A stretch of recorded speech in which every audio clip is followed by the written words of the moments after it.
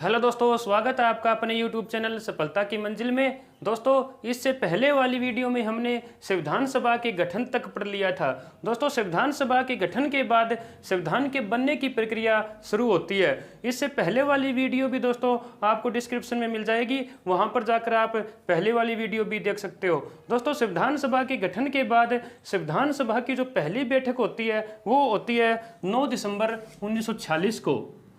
9 दिसंबर 1946 को 9 दिसंबर 1946 को संविधान सभा की पहली बैठक होती है और इस पहली बैठक में सबसे बुजुर्ग व्यक्ति सच्चिदानंद सिन्हा को संविधान सभा का अस्थायी अध्यक्ष के तौर पर नियुक्त किया जाता है। यानी सच्चिदानंद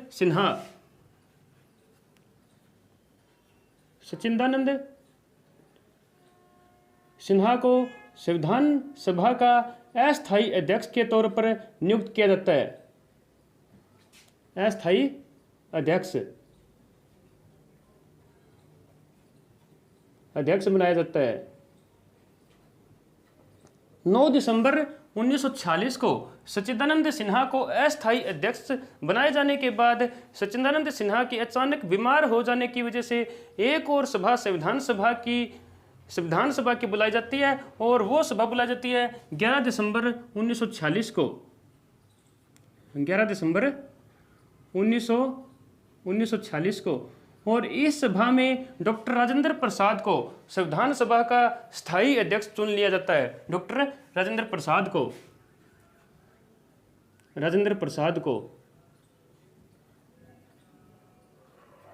संविधान सभा का स्थायी अध्यक्ष चुन लिया जाता है। स्थायी अध्यक्ष राजेंद्र प्रसाद को स्थायी अध्यक्ष चुने जाने के साथ साथ 2 उपाध्यक्षों की भी नियुक्ति की जाती है और वो 2 उपाध्यक्ष थे। उपाध्यक्षों की नियुक्ति, उपाध्यक्ष, उनमें से एक था कृष्णामाचारी और दूसरे उपाध्यक्ष थे एच.सी. मुखर्जी।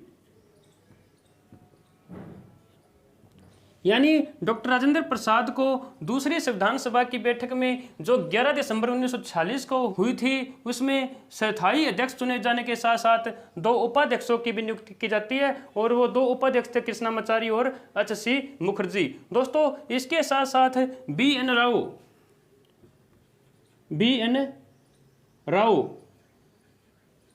राव को संविधान सभा का संवैधानिक सलाहकार भी नियुक्त किया जाता है। संवैधानिक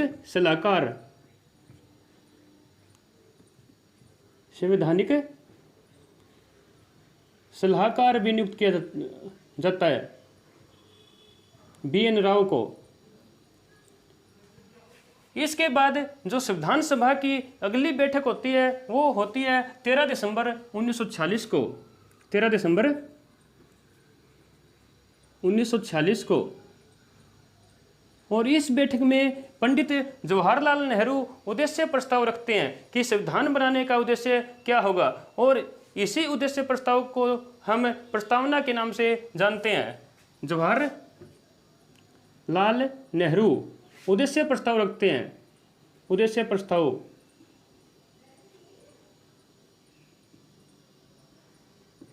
और इस उद्देश्य प्रस्ताव को हम प्रस्तावना के नाम से जानते हैं। प्रस्तावना के नाम से जवाहरलाल नेहरू के द्वारा उद्देश्य प्रस्ताव रखा गया जिसे हम प्रस्तावना के नाम से जानते हैं और इस प्रस्तावना को संविधान सभा के द्वारा 22 जनवरी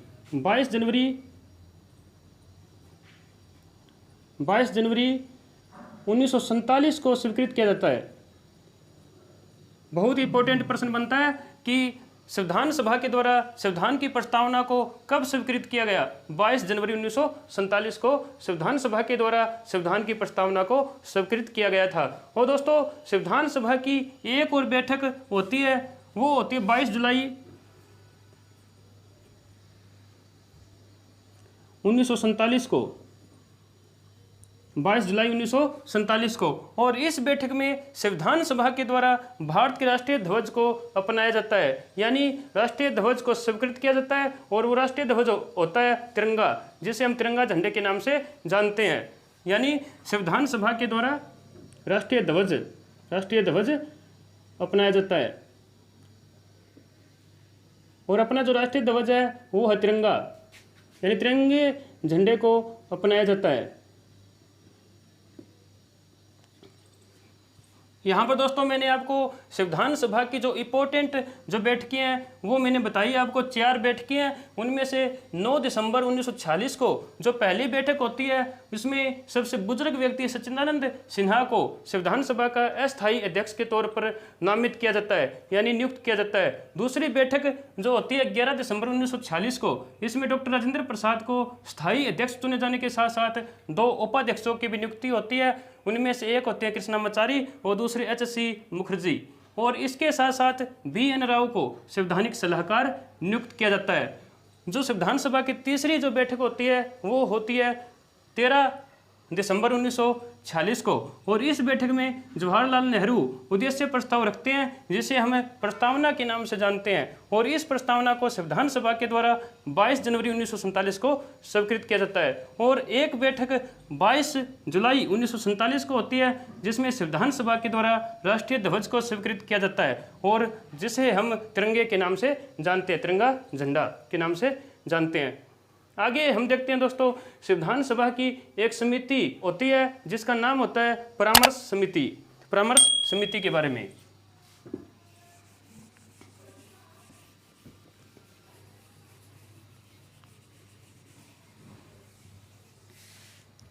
संविधान सभा की एक समिति परामर्श समिति।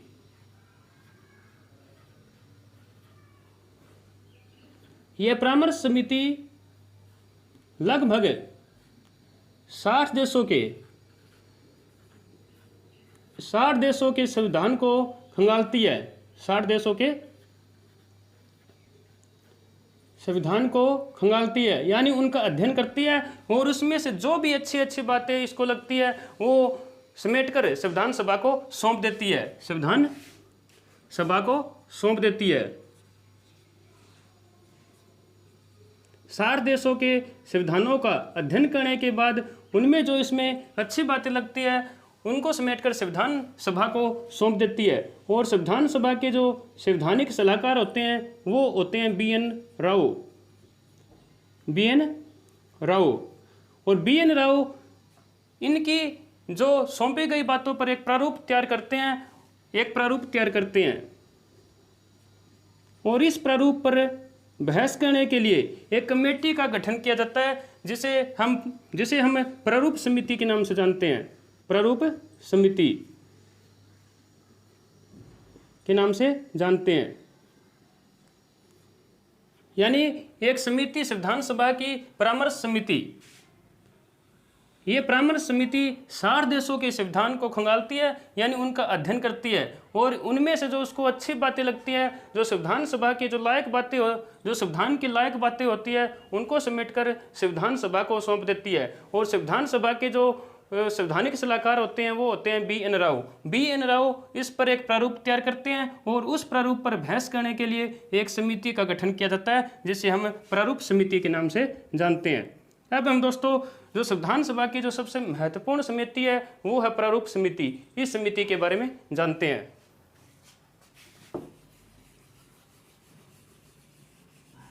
प्रारूप समिति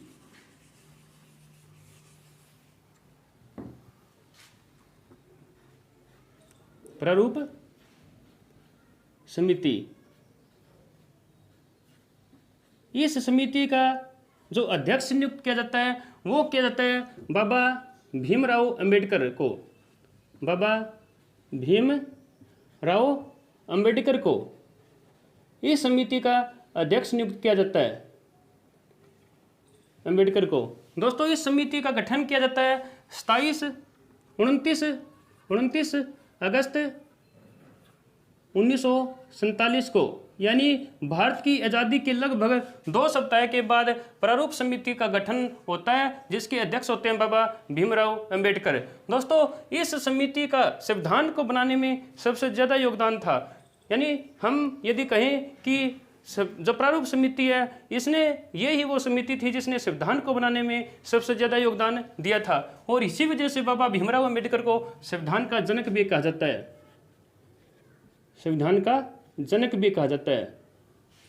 इस समिति में बाबा भीमराव अंबेडकर के साथ 7 सदस्य थे, यानी बाबा भीमराव अंबेडकर सहित 7 सदस्य थे। उनमें एक था के.एम. मुंशी, के.एम. मुंशी और कृष्णामाचारी मचारी। इससे पहले जो सदस्य थे वो थे डी.पी. खेतान, डी.पी. खेतान। बाद में डी.पी. खेतान की मृत्यु हो जाने के बाद कृष्णामाचारी को जो इस समिति का सदस्य बनाया जाता है, और कृष्णा स्वामी,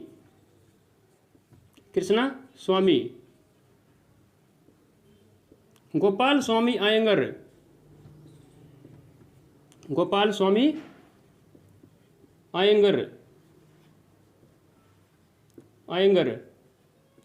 माधव राव, मोहम्मद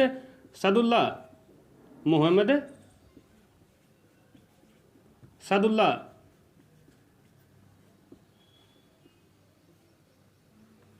ये 7 सदस्य प्रारूप समिति में थे। यानी बाबा भीमराव अंबेडकर जो इसके अध्यक्ष थे, और के.एम.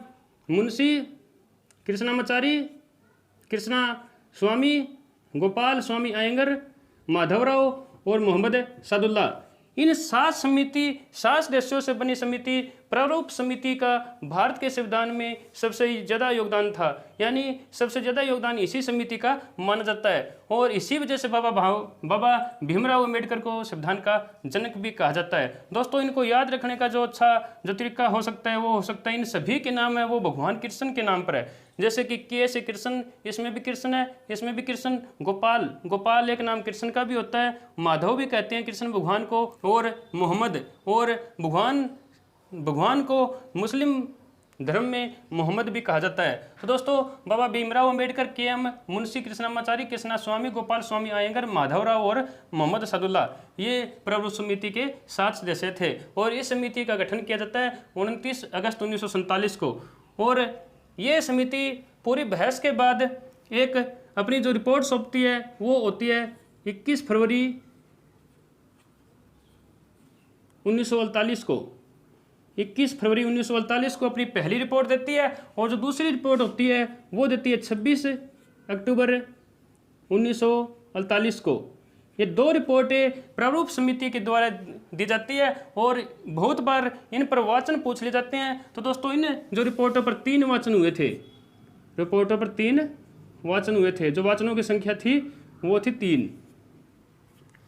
तो दोस्तों, ये थी प्रारूप समिति जिसमें 7 सदस्य थे। इसकी स्थापना 29 अगस्त 1947 को की गई। अपनी 2 रिपोर्टें 21 फरवरी 1948, 26 अक्टूबर 1948 को दी, जिन पर 3 वाचन हुए। अब जब दोस्तों भारत आज़ाद हो चुका होता है 15 अगस्त 1947 को, तो दोस्तों एक अलग देश बन जाने के कारण संविधान सभा के सदस्यों का भी बंटवारा होता है, और संविधान सभा के जो सदस्य होते हैं वो रिवाइज होते हैं, और संविधान सभा में इस टाइम जो सदस्य रह जाते हैं वो होते हैं 299 सदस्य संविधान सभा में रह जाते हैं। और ये संविधान सभा के जो सदस्य रिवाइज किए गए थे, ये किए गए थे 31 अक्टूबर 1947 को। ये सदस्य रिवाइज किए जाते हैं। इनमें से 70 सदस्य देसी रियासतों के होते हैं, 70 सदस्य देसी रियासतों के होते हैं, और 229 सदस्य ब्रिटिश प्रांत के होते हैं,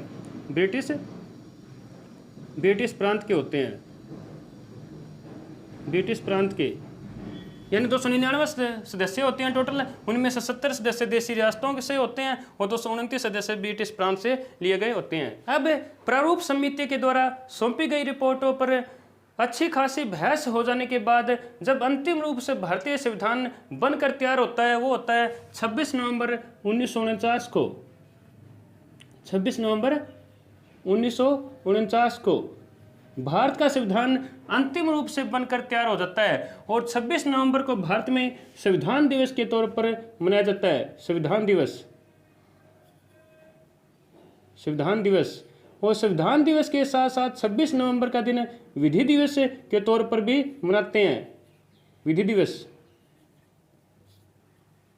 यानी 26 नवंबर 1949, 26 नवंबर को भारत का संविधान बनकर तैयार होने के उपलक्ष्य में भारत में 26 नवंबर का दिन हर साल संविधान दिवस और विधि दिवस के तौर पर मनाया जाता है। दोस्तों 26 नवंबर को भारत का संविधान बनकर तो तैयार हो जाता है, लेकिन 26 नवंबर को इसको लागू नहीं किया जाता। दोस्तों इसके पीछे भी एक रीजन होता है जिसको हम आगे डिस्कस करेंगे। और अब आगे जो दोस्तों संविधान सभा की जो अंतिम बैठक होती है वो होती है 24 जनवरी 1950 को।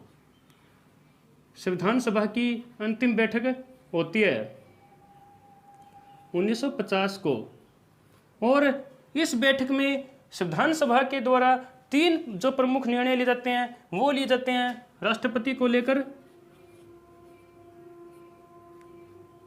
और इस सभा में डॉक्टर राजेंद्र प्रसाद को भारत का राष्ट्रपति नियुक्त किया जाता है।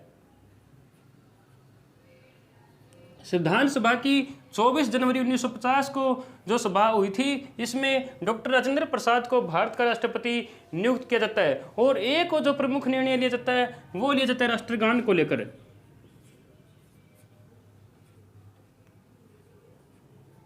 जन गण मन को भारत का राष्ट्रीय गान घोषित किया जाता है। जन गण मन को भारत का राष्ट्रीय गान घोषित किया जाता है। और ये जन गण मन जो राष्ट्रीय गान है ये रविंद्रनाथ टैगोर के द्वारा लिखा गया था। रविंद्रनाथ टैगोर के द्वारा लिखा गया था।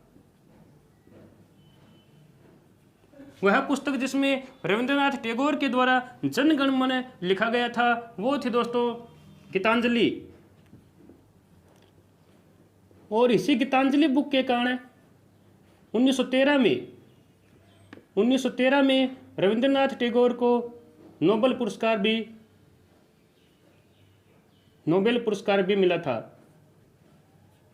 नोबेल पुरस्कार भी रविंद्रनाथ टैगोर को उनके द्वारा लिखी गई पुस्तक गीतांजलि के उपलक्ष्य में 1913 में नोबेल पुरस्कार भी रविंद्रनाथ टैगोर को मिला था। और रविंद्रनाथ टैगोर भारत के सबसे पहले व्यक्ति थे जिसे नोबेल पुरस्कार दिया गया था। और तीसरा जो महत्वपूर्ण निर्णय जो 24 जनवरी 1950 की संविधान सभा की बैठक में लिया गया वो था राष्ट्रगीत को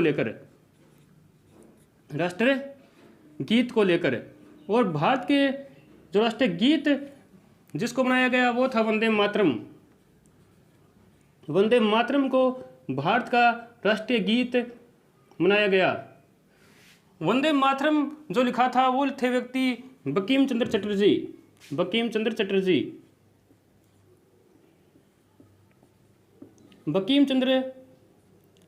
ने वंदे मातरम लिखा था।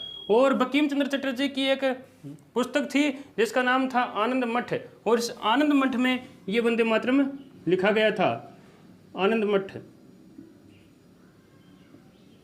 बंकिम चंद्र चटर्जी की पुस्तक आनंद मठ में वंदे मातरम लिखा हुआ था, जिसे भारतीय संविधान सभा ने 24 जनवरी 1950 को हुई अंतिम बैठक में भारत का राष्ट्रीय गीत अपनाया, भारतीय राष्ट्रीय गीत के तौर पर उसको अपनाया। तो दोस्तों ये 3 निर्णय भारतीय संविधान सभा के द्वारा जो अंतिम बैठक हुई उसमें लिए गए। डॉक्टर राजेंद्र प्रसाद को भारत का राष्ट्रपति नियुक्त किया गया। जन गण मन जो रविंद्रनाथ टैगोर के द्वारा लिखी गई पुस्तक 1913 में, जिसको उस पुस्तक पर नोबेल पुरस्कार भी मिल चुका है, गीतांजलि में जो लिखा गया था जन गण मन, उसको राष्ट्रीय गान बनाया गया। और वंदे मातरम को भारत का राष्ट्रीय गीत घोषित किया गया, जो बंकिम चंद्र चटर्जी की पुस्तक आनंद मठ में लिखा हुआ था। दोस्तों ये थी संविधान सभा की अंतिम बैठक। और अब जब अंतिम रूप से संविधान को जब लागू किया जाता है 26 जनवरी 1950 को, 26 जनवरी 1950 को भारत का संविधान लागू किया जाता है। जिसे हम गणतंत्र दिवस के तौर पर भारत में मनाते हैं। 26 जनवरी गणतंत्र दिवस के तौर पर मनाते हैं। 26 जनवरी का दिन भारतीय इतिहास में गणतंत्र दिवस के तौर पर मनाया जाता है, क्योंकि इसी दिन भारत में संविधान लागू हुआ था। दोस्तों 26 जनवरी के दिन इस संविधान को लागू करने के पीछे एक मुख्य उद्देश्य यही था कि जो 1929 में यानी दिसंबर 1929 में रावी नदी के तट पर एक लाहौर समझौता, एक लाहौर अधिवेशन हुआ था। कांग्रेस का लाहौर अधिवेशन हुआ था और इस लाहौर अधिवेशन में पंडित नेहरू ने रावी नदी के किनारे झंडा फहराते हुए ये घोषणा की थी कि हर साल की 26 जनवरी को अब से स्वतंत्रता दिवस के तौर पर मनाया जाएगा। तो दोस्तों हर साल की 26 जनवरी 1930 से 26 जनवरी का दिन स्वतंत्रता दिवस के तौर पर मनाया जाता आ रहा था। तो दोस्तों यही कारण था कि 26 जनवरी 1950 को ही भारत का संविधान घोषित किया गया, यानी संविधान के बनने के ठीक 2 महीने बाद का हमें इंतजार करना पड़ा और 26 जनवरी 1950 को अंततः भारत का संविधान लागू हो गया। आज हम इतना ही करेंगे और अगली क्लास हम संविधान पर फिर से लेकर आएंगे, जिसमें हम संविधान की अन्य और बातें जानेंगे जो हमारे प्रतियोगी परीक्षा के लिए बहुत ही इंपॉर्टेंट महत्वपूर्ण बनती है। दोस्तों ये आज की वीडियो आपको कैसी लगी? यदि अच्छी लगी हो तो आप वीडियो को लाइक, शेयर, कमेंट और चैनल को सब्सक्राइब जरूर करें। दोस्तों मिलते हैं अगली वीडियो में। Thank you.